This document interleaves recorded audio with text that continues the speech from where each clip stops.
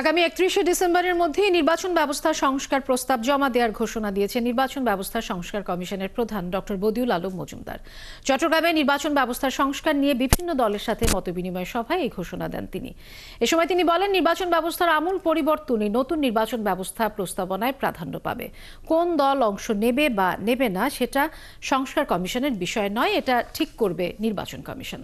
আরও জানাচ্ছেন রাজীব বড়ুয়া। রোববার সকাল 10টায় নির্বাচন ব্যবস্থা সংস্কার কমিশনের আয়োজনে চট্টগ্রাম জেলা প্রশাসনের সম্মেলন কক্ষে অনুষ্ঠিত হয় মতবিনিময় সভা।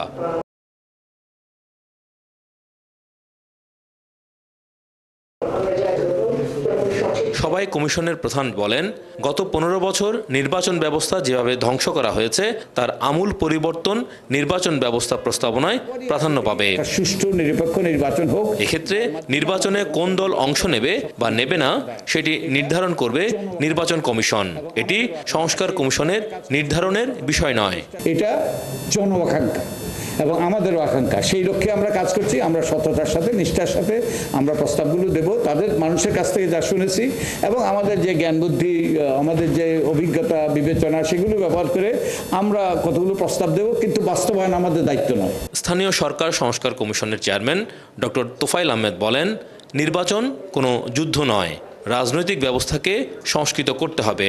দুর্বৃত্তায়িত রাজনৈতিক সংস্কৃতির মাধ্যমে সুষ্ঠু নির্বাচন সম্ভব নয়। নির্বাচন ব্যবস্থা যে জন্য সফল হয় সেই দিকটাই হচ্ছে আমরা একটা গণতান্ত্রিক সংস্কৃতি, সুস্থ গণতান্ত্রিক সংস্কৃতি দরকার, সুষ্ঠু একটা রাজনৈতিক সংস্কৃতি দরকার। এটা দুর্বৃত্তায়িত রাজনৈতিক সংস্কৃতির মধ্যে সুন্দর নির্বাচন সম্ভব না। মতামত বিনিময় সভায় বিভিন্ন রাজনৈতিক দল ও নির্বাচন পর্যবেক্ষণ সংস্থাগুলো জানান, আগামীতে অতীতের মতো কোনো প্রহসনের নির্বাচন যেন না হয়, নির্বাচনী ব্যবস্থাকে শক্ত অবস্থানে দাঁড় করাতে সবাই মিলে কাজ করতে হবে।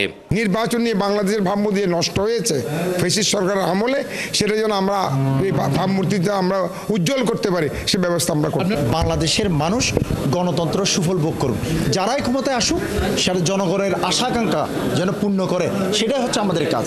আগামী 31শে ডিসেম্বরের মধ্যেই নির্বাচন ব্যবস্থা সংস্কারের প্রস্তাবনা অন্তর্বর্তী সরকারের কাছে তুলে দেওয়া হবে বলে জানান সংস্কার কমিশনের প্রধান। আমরা আশা করি সবাই আমাদের ভূমিকা পালন করবে। রাজীব বড়ুয়া, 71, চট্টগ্রাম।